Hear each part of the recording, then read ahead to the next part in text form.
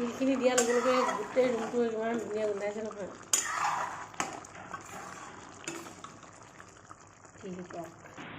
নমস্কাৰ, মিণ্টা কিচেনলৈ আপোনালোকক সকলোকে স্বাগতম জনাইছোঁ। আজি পুনৰ আহিছোঁ এটা ৰেচিপি লৈ। এয়া হৈছে তিল গাহৰি বনাম আৰু তিলখিনি মই ৰ'দত ধুই ধুনীয়াকৈ শুকুৱাই লৈছোঁ, তেতিয়া ভাজিবলৈ সুবিধা হয়। আৰু এয়া চাহ চামুচেৰে মই 4 চামুচ লৈছোঁ তিল।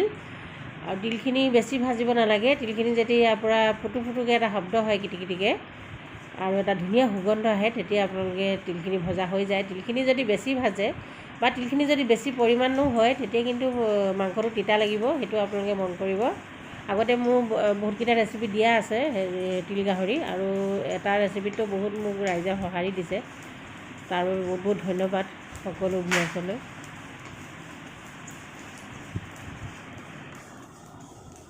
আৰু মই এইটো এতিয়া ভইচ অভাৰ কৰি আছোঁ। ভইচ অভাৰ এয়া তিলখিনি কিটিকিটিকৈ শব্দ হ'ল, এয়া তিল ভজা হৈ গ'ল মোৰ।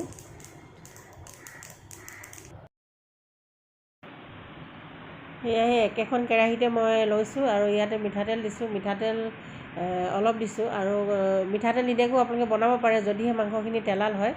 মোৰ মাংসখিনি বইল কৰি থৈছোঁ, গতিকে মই গম পাইছোঁ মাংসখিনি কিমান তেল আছে। সেইকাৰণে মই অলপ তেল খুব বেছি নাই মাংসখিনিত, গতিকে অলপ তেলটো দিছোঁ। আপোনালোকে বহুতে মোক প্ৰশ্ন কৰিছিলে সেইটো আগৰ ৰেচিপিটো, যিহেতু বহুতে মোক ভাল সঁহাৰি জনাইছে। আৰু সেই ৰেচিপিটোতে মোক বহুত কমেণ্ট আহে যে তেল নিদিয়াকৈ বনাব পাৰি নে নোৱাৰি। তেল নিদিয়াকৈ বনাব পাৰি। যেনেকৈ মই এতিয়া তেলখিনি দিলোঁ, তেলখিনি নিদিয়াকৈ আপোনালোকে ডাইৰেক্ট মাংসখিনি দি দিব পাৰে। মাংসখিনিৰ পৰা যেতিয়া তেল ওলায় তাৰপাছত পিঁয়াজ আদা নহৰু তেনেকৈ দিব পাৰে। আৰু যিহেতু মোৰ মাংসখিনি তেল বেছি নাই, গতিকে মই তেল ব্যৱহাৰ কৰিছোঁ। আৰু ইয়াতে পিঁয়াজ এটা দিলোঁ, ডাঙৰ পিঁয়াজ, আৰু ইয়াতে আদা নহৰু এইখিনি থেতেলিয়াই দিছোঁ। আৰু সেইটো ৰেচিপিটো বহুত কমেণ্ট আহি থাকে, কেনেকৈ তিল দিব লাগে, কেনেকৈ কিমান পৰিমাণ দিব লাগে সেইটো। গতিকে আজি ৰেচিপিটো চাই ল'ব, আপোনালোকে গম পাব। আৰু এতিয়া মই এইটো ভইচ অভাৰ কৰি আছোঁ, গতিকে ফেনৰ শব্দটো আহিব পাৰে, যিহেতু এইকেইদিন খুব গৰম গোটেই অসমতে, সকলোৱে জানে।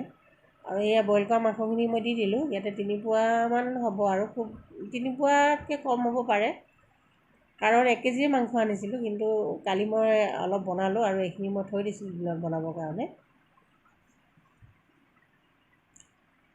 আৰু বইল কৰোঁতে যিহেতু মোৰ নিমখ দিয়া আছিলে অলপ, গতিকে নিমখটো আন্দাজ কৰি দিব। আৰু মই এতিয়া সেই অনুপাতে নিমখটো দিছোঁ। আপোনালোকে গম পাইছে মাংসখিনি খুব বেছি তেল নাই, বেছিভাগ ৰঙা মাংসই হয়।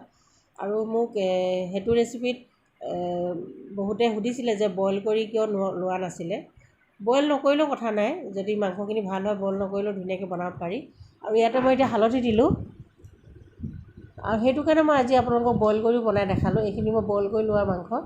এই প্ৰথমেতো যিটো ৰেচিপি বহুত মোৰ ভিউ আছে, সেইটো ৰেচিপিত বহুতে কমেণ্ট কৰে যে বইল কৰি কিয় নল'লে। বইল নকৰিলেও কথা নাই, যদি মাংসখিনি ভাল হয়। মাংসখিনি ভাল হ'লে বইল নকৰি ডাইৰেক্ট বনাব পাৰে।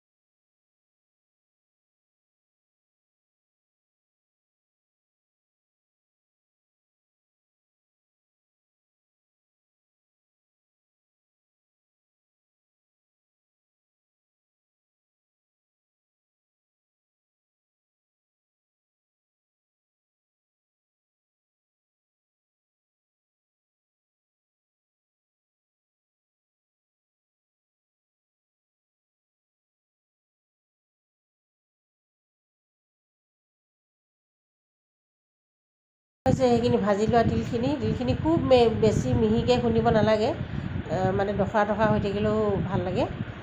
মই ইয়াক খুন্দি পিনি তিলখিনি দি দিলোঁ। খুন্দনাতে খুন্দি লৈছোঁ, আপোনালোকৰ যেনেকৈ সুবিধা হয় সেই অনুযায়ী খুন্দি ল'ব।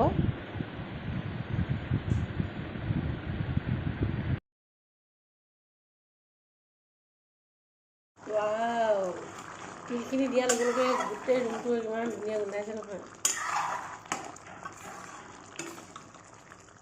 তিল পক